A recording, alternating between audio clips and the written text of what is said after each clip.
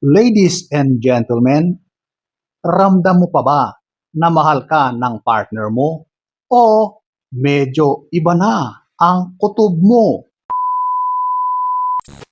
Hello guys! So, ang topic natin for today, eto, mga signs na niloloko ka na niya.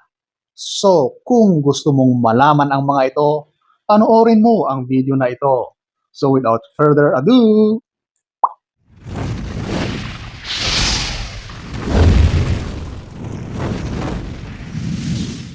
so, eto, ating alamin ang mga senyales na niloloko ka na ng partner mo. Number 6, yung hindi mo siya mahagilap. So, ito na yung mga pagkakataon na bigla-bigla na lang siyang nawawala. Yung bigla na lang siyang out of reach. Di ba? So, paano nangyari yon, di ba? Sa panahon pa ba ngayon ay magiging out of reach ang tao? Maari yan kapag ikaw ay nandun sa isang liblib na lugar. Maari pang walang signal doon, pero kadalasan may signal. Kaya kung out of reach yan, sigurado na in-off ang phone or in-off ang kanyang internet para hindi mo siya mahagilap. Hindi mo malaman kung nasaan siya. Okay? Alam mo, sa mga pagkakataon na yan, meron siyang kasama. Kaya talagang hindi mo siya mahagilap. Bawal ang istorbo. Alam mo na kung ano na ang pinaggagawa niya sa mga oras na out of reach siya. Niha, niho. Walang pasabi. Oh. So, ayan po, ang number 6. Number 5. Ito, yung inconsistencies.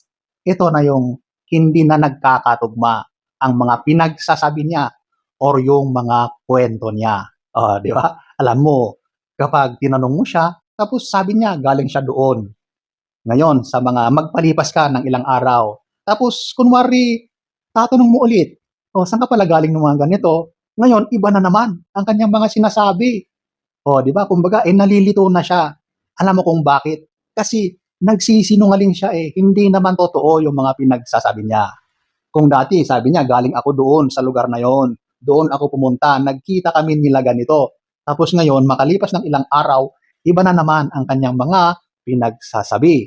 So, hindi siya nagiging consistent. Kumbaga, pabago-bago siya ng kwento. Di ba? Halatang halata na nag-iimbento siya ng mga kwento para lang lalabas na malinis siya, na wala siyang ginagawang kalokohan. Pero talagang niloloko ka na pala, di ba? So ayan po, kapag napansin mo na nag-iiba-iba or pabago-bago siya ng kwento or ng mga dahilan or ng mga pinagsasabi sa iyo, nako, sigurado na niloloko ka na niya.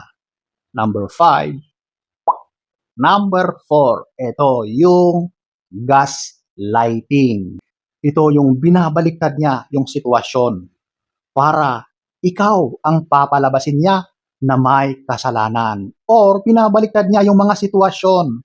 Gumagawa siya ng mga kwento para sa halip na siya ang may kasalanan dahil sa mga kwento, mga inimbento niya, twisted stories, ikaw na ang palalabasin niyang masama. Ganun yun. So gaslighting ang ganyan. O kaya yung hindi siya aamin.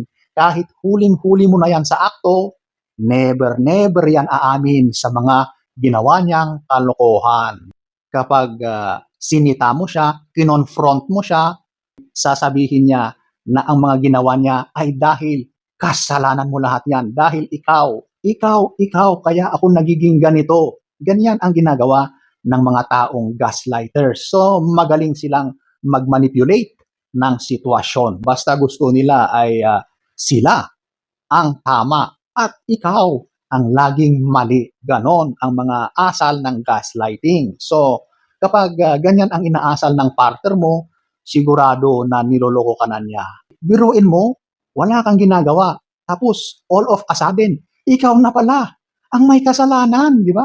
Talagang halatang halata na yung mga ganyang pangyayari ay imbento lahat. Kumbaga ay twisted na para lang siya ay magiging malinis at ikaw yung magiging masama. So ayan po, ang number 4.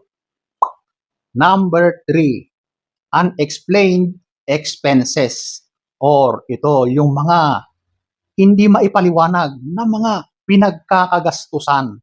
So, syempre, bilang ikaw na partner, mapapansin mo, malalaman mo kasi bakit biglang kulang na ang mga budget? Bakit parang lumaki ang expenses, yung mga babayaran ay bigla nang kinulang, nagkulang, hindi na naging sapat. Dati-rati naman ay okay, sapat naman, pero bakit bigla na lang nagkukulang? So merong additional na expenses na nangyayari. Di ba? Yan talaga ang mangyayari kapag may ginagawang kalokohan or niloloko ka na ng partner mo. Siyempre, kapag makikipagkita yan sa kanyang kalukadidang, kailangan niyang meron siyang dala. Hindi naman pwede na wala siyang dala-dala, wala siyang bala, di ba?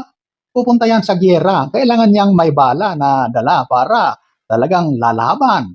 So, alam mo, ang mga pumapasok sa mga relasyon na ganyan, magastos yan.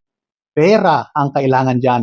Hindi ko sinasabi na lahat ay pera, pero ang pera dyan mahalaga kapag ikaw ay pumapasok sa mga ganyang kalokohan. Kaya yung dating budget na ginagamit nyo na sapat naman, ngayon wala na. Nagkukulang na.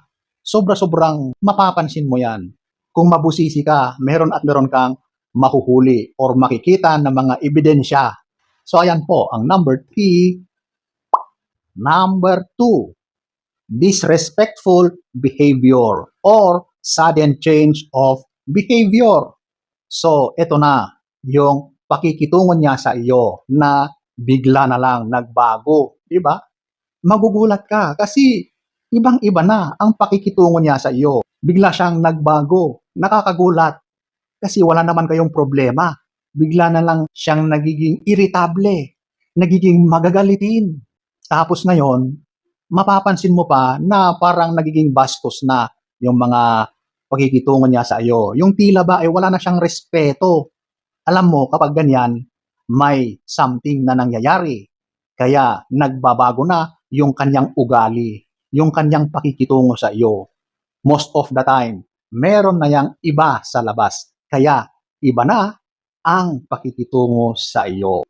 So kapag napansin mo na parang biglang nagbago ang partner mo, mataas ang tsansa na may third party, ba? Alam mo na may kakaibang nangyayari at ang problema, siya ay nagloloko. Siya na ay merong iba. Kaya iba na ang pakikitungo sa iyo. So ayan po ang isang sign na niloloko ka na ng partner mo. Number 2, so at number 1, ito yung phone behavior, online behavior. So ito na yung pinakamadalas na nangyayari or ginagawa ng isang taong may ginagawang kalokohan or kababalaghan. Nangyayari yan sa kanyang telepono. Kaya kapag ikaw ay may duda, doon ka mag-concentrate sa kanyang telepono, sa kanyang ginagawa, sa kanyang behavior, sa asal niya kapag siya ay nagte-telepono. Okay? Paulit-ulit kong sinasabi na ang mga kalokohan, pagtataksil, pag-uumpisa ng mga relasyon na bawal, ay lahat-lahat dyan nag-uumpisa sa cellphone. Kaya kung may kutob ka na may hindi magandang nangyayari, yun ang unang-una mong agad-agad na obserbahan or bigyang pansin. Okay? Kapag magaling ka, teki ka at alam mo yung mga pasikot-sikot ng cellphone na yan, siguradong meron at meron kang matutuklasan dyan. Okay? Kabisado mo na yung partner mo. Tapos bigla-bigla na lang ay iba na ang mga galawan niya kapag siya ay nakahawak ng cellphone, di ba? Mararamdaman mo yan at siguradong mapapansin mo yan. Okay? So ayan po ang number 1. So, ayan po ang iilan sa napakaraming mga signs or ginagawa ng taong nanloloko sa isang relasyon. So, sana ay nagustuhan nyo ang ating topic for today. Next story time. Don't forget to subscribe